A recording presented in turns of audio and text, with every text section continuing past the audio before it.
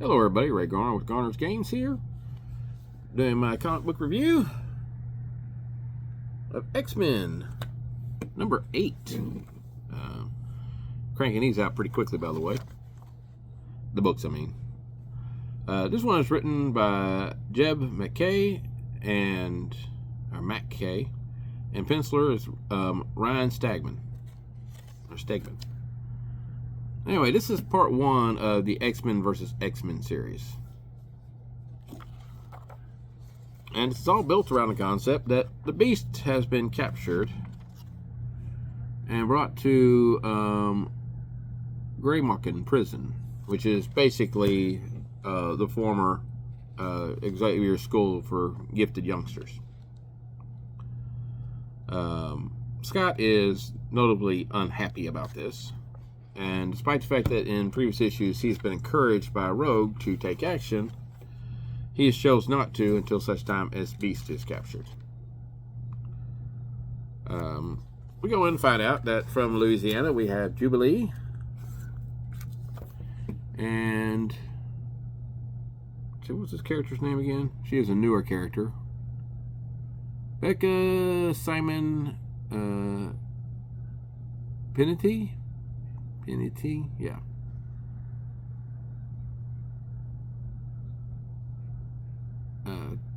What's her mutant name here if they put it out?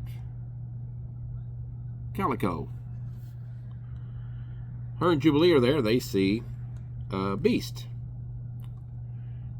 And I guess red is the new black instead of orange. Anyway, the Warren continues to be an absolute mutant hater. But she does point out that the girl's family has pulled enough strings that all she has to do is sign this affidavit declaring that she's not a mutant and that mutants are gene trash and she can go home. But instead of doing what the warden's wanting, she starts eating food because she is from the Louisiana X-Men and she is a mutant. The guards rear back to start hitting her, and of course Hank's not going to have any of that. He takes the hit with the billy club and is all in all less than impressed.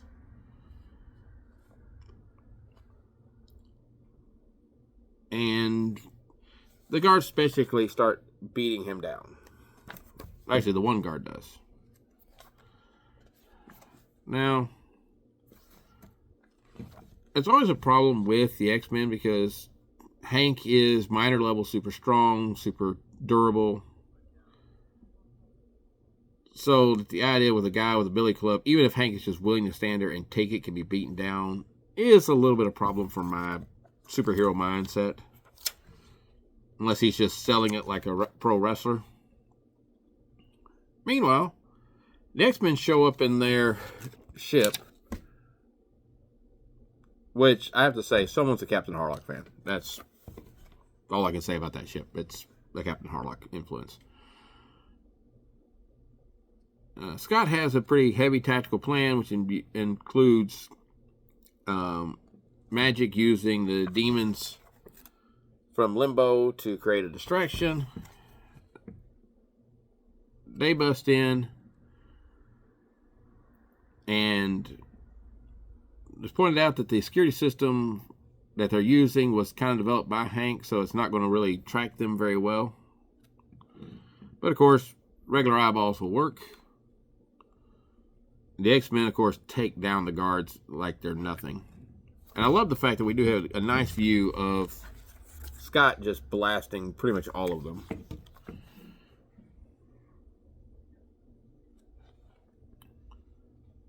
And Psylocke points out that she gets the tactical information from one of the minds of the guards, is that they have a lot of mutants that they've made trustees. And we meet our first trustee, and it's the Blob. Which the Blob kind of laughs at Scott blasting. It's like, you can't hurt me. And Magic's like, I can. And all of a sudden we see a hand come behind Blob and knock him out. It's just typical. You finally decide to quit dragging your feet and come out dancing, and right away you go to stepping on our toes. And it's Rogue and the Uncanny X-Men, which will be continued in X-Men number 7. This is very fast-paced, setting up the whole attempt to break into the prison to save Hank getting beat down. We build up very quickly the connection between why Rogue's X-Men would be there. All in all, it's a cool premise. I do dislike the concept that the front of the issue is basically implying that this is going to come to blows. I know some of the advertisement promotes this as a X-Men Civil War. I'm really gonna have a hard time believing, if we're going with the story, that Rogue and Cyclops are going to fight each other in the middle of a rescue mission for 3 X-Men plus an untold amount of mutants. So I'm hoping that's not the direction we go in. However, the setup of this is very quick and very cool. I like the fact, even though in the very first issue of X-Men, we even have Hank kind of implying that Scott is the best tactical field leader he's ever worked with. And maybe that's biased because, you know, he grew up with Scott. I mean, but he was an Avenger. He worked with tons of them. Some of the best ever, including Captain America. So I have a little bit of issue with that. Although I don't think Cap was actually the X-Men leader at the time. He was still there and probably would often take field command and tactical command when things were going on.